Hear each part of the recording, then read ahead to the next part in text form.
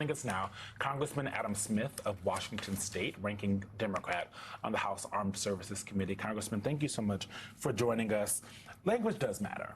And the President of the United States calling this a skirmish, an excursion, all of those things help us to and lead us to believe the reporting that's been out there for really months that the president is bored with this. While the American people are suffering, while 13 American service members that we know of have been killed, while hundreds and hundreds of maybe even thousands of people in the Middle East are constantly being sent away from their homes. Talk a little bit about the disconnect between what we're seeing with the president and the actual status of what's happening on the ground. Well, I think you nailed it up front. I mean, President Trump wants to act like words and facts no longer matter. I like the way he says, that's what I call it. Okay. As if he has, some unique language and unique take on the world that the rest of us don't see. But the truth is, words and facts do still matter. Trump tries very hard, and frankly, it scares me the degree to which he is successful in fooling people into thinking that they don't, but they do. And the truth of what's going on right now is that we are stuck because Iran doesn't want to negotiate about what we want to negotiate.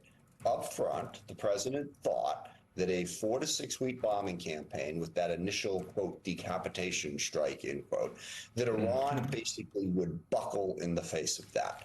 Now, all the experts who looked at it before that, including me serving on the Armed Services Committee, said, no, that's not going to work. 4 to 6 weeks into it, being obvious that it wasn't going to work. So Iran was still standing. Meanwhile, the costs that you outlined had been incurred. 13 service members killed, hundreds wounded, thousands of civilians killed. The global economy in free fall, gas prices, fertilizer, all of that had happened. And we hadn't gotten any closer to accomplishing our goals. So step 2 was blockade. Okay, thinking that the blockade could cause that. And experts are saying that that won't cause Iran to cave either. So the blockade is now the fight.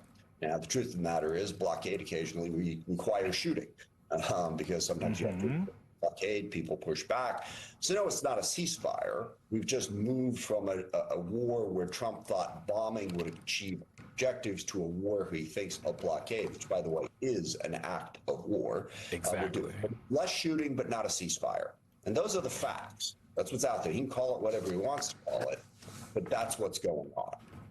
Congressman, I want to ask you about the China of it all, because as Eugene mentioned at the top, the president is heading to China next week. I'm going to be heading there soon to cover his trip when he meets with President Xi Jinping. But what do you expect China will try to extract from the United States, extract from the president, in exchange for their help with negotiating a potential end to the Iran war? Well, I think it's just another sort of card that China has to play, to use one of Trump's favorite phrases, in the challenge that we have with China, which is how to compete with them in a rational way. I actually led a congressional delegation to China last September, the first one that had gone in a number of years. And the conversations were interesting. China is less combative towards the U.S. than they were 3-4 years ago. Part of that is underrated. The Biden administration did a decent job of trying to calm those things down and actually have a rational conversation with China. But we still have big differences of opinion, primarily over economics, but also China wants to have a greater say in the rules-based international order. And I think China will use the situation in Iran to try to leverage more power for them and a better economic deal. And they have a lot of leverage here. Because going back to the blockade, presumption of the blockade is it will force Iran to crumble because their economy will fall apart. Well, China's going to have a ton to say about that. If China keeps helping Iran economically, that dramatically extends the amount of time that Iran can survive this blockade. So I think China has more leverage now because of the weak position Trump has put us in with regard to the war, not just in Iran, but the war in the Middle East. Congressman, I want to ask you about a different global adversary, the Russia of it all. The New York Times reported this week that Russia is shipping drone components to Iran via the Caspian Sea. This is according to U.S. officials, helping Iran rebuild its offensive abilities after losing roughly 60% of its drone arsenal during recent fighting. These officials spoke anonymously to divulge private military assessments. First of all, have you been briefed about the possibility that Russia is shipping drone components? And secondly, there's been a lot of speculation that actually it was China that was replenishing Iran's military capabilities and missiles and assisting them with keeping their stockpiles up. And so obviously the meeting this week could address that, but what could be done to try to counter what Russia is doing now? Yeah, well, it seems to be a little of both. In fact, that adds to the point I made a moment ago. Russia, too, is trying to find ways to help Iran.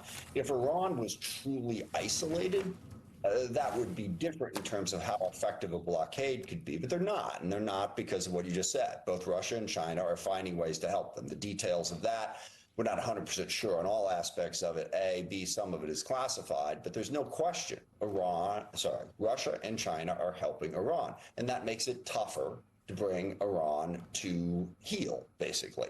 And that's the global picture, something that Trump, who doesn't have much of a detailed understanding of anything, didn't see. Russia, China, Iran, North Korea, and also various terrorist organizations all have one thing in common. They want to weaken the United States. And increasingly in recent years, they are finding ways to work together, even though there's big differences between all those groups I just mentioned. The one thing they have in common is they think a weaker U.S. gives them a freer hand in the world. So they will find ways to work together, which is also why it's so important that we stand with Ukraine.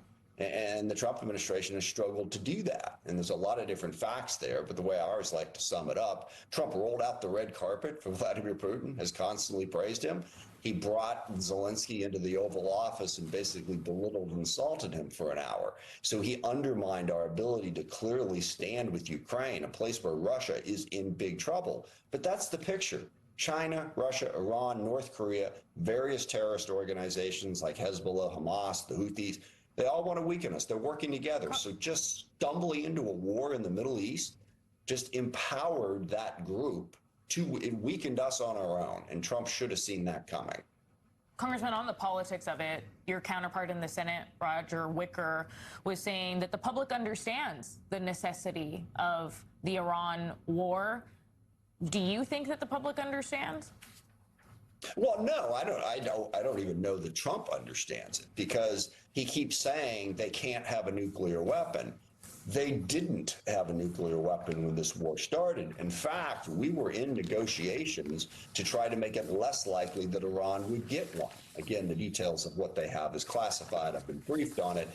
There's a breakout time, how long it would take them to build one. They're not there yet, but they're close. So negotiating a way to reduce their likelihood of getting a nuclear weapon was our best path forward when Trump started this war. So no, I don't think the American public understands fully why Trump is doing this war, because Trump doesn't.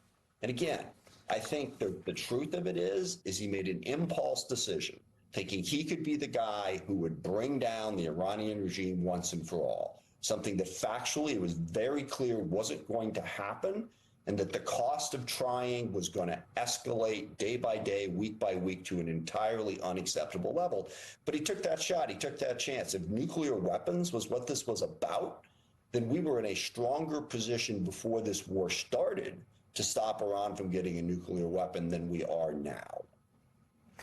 And only have more conditions to negotiate. Congressman Adam Smith of Washington, thanks so much for joining us. Thank you. Up next, how Trump continues to focus on his materialistic branding and legacy